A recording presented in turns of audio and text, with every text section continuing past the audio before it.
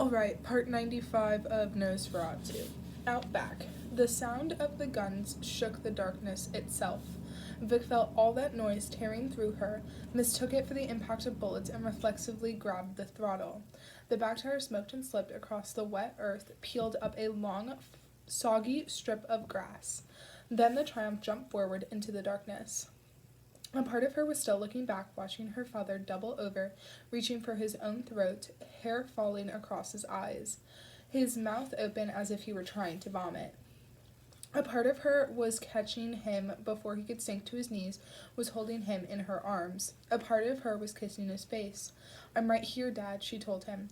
"I'm right here with you." She was so close to him she could smell the fresh poured copper smell of his blood. Lou's soft, bristly cheek was pressed to the side of her neck. He was spooned against her, the backpack full of explosives crushed between their bodies. "Just ride," he said. "Get us where we have to go. Don't look, just ride." Dirt flew up on her as she twisted the bike around, pointed it upslope toward the trees. Her ears registered the sound of bullets smacking into the soil behind them. Through the racket of gunfire, she picked out Tabitha Hutter's voice, wavering with strain. "Stop shooting! Stop shooting!" Vic couldn't think and didn't need to. Her hands and feet knew what to do, her right foot kicking up into second gear, then third. The bike scrambled up the wet hill. The pines rose in a dark wall before them. She lowered her head as they cut in between the tree trunks. A branch swatted her across the mouth, stung her lips.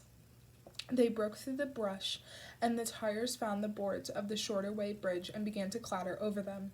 "What the fuck?" Lou cried. She hadn't entered straight on, and her head was still down, and her shoulder hit the wall. The arm went dead, and she was shoved back into Lou. In her mind, her father was falling into her arms again. Vic pulled on the handlebars, veering to the left, getting them away from the wall. In her mind, she was saying, "I'm right here," while the two of them sank together to the ground. On the floorboards, cracked under the front tire, One of the floorboards cracked under the front tire, and the handlebars were wrenched out of her hands. She kissed her father's temple. "I'm right here, Dad." The Triumph careened into the left-hand wall. Lou's left arm was smashed against it, and he grunted. The force of him striking the wall made the whole bridge shudder. Vic could smell the scalpy odor of her father's hair. She wanted to ask him how long he had been alone, where there was no woman in the house. She wanted to know how he kept himself, what he did to pass his evenings. She wanted to tell him she was sorry, and that she still loved him. For all the bad, she still loved him.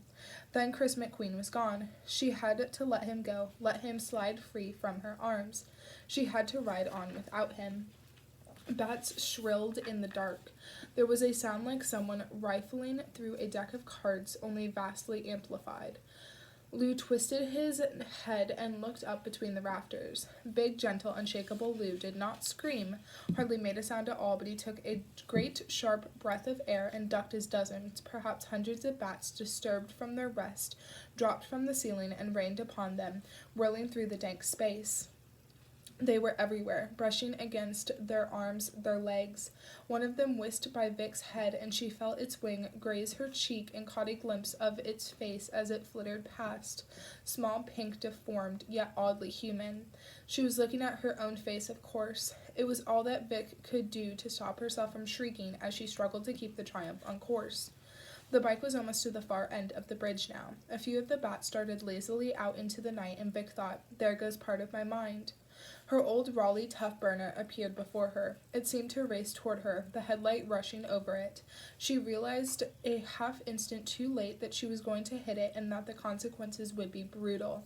The front tire smacked the Raleigh dead on. The Triumph seemed to snag and catch on the rusted, cobwebbed bicycle, and was already turning sideways and toppling over as it exited the covered bridge.